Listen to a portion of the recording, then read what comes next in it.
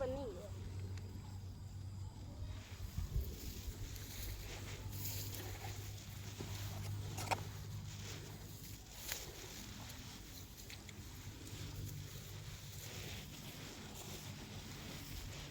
จะมีความรู้สึกไงได้ดูเป็นอะไร เช้าอะไร จะมีความรู้สึกไงได้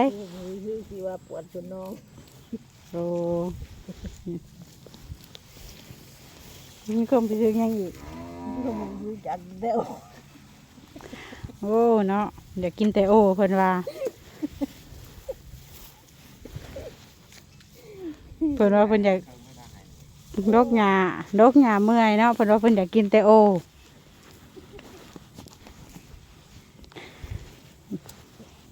ก่อยตะข้อเบิ่งหนาคนอยากกินแต่โอก่อนเนาะ บ่ได้ด โอ้เพิ่นบ่ให้เบิ่งหอหน้าหอตาพี่น้องเอ้ย ำ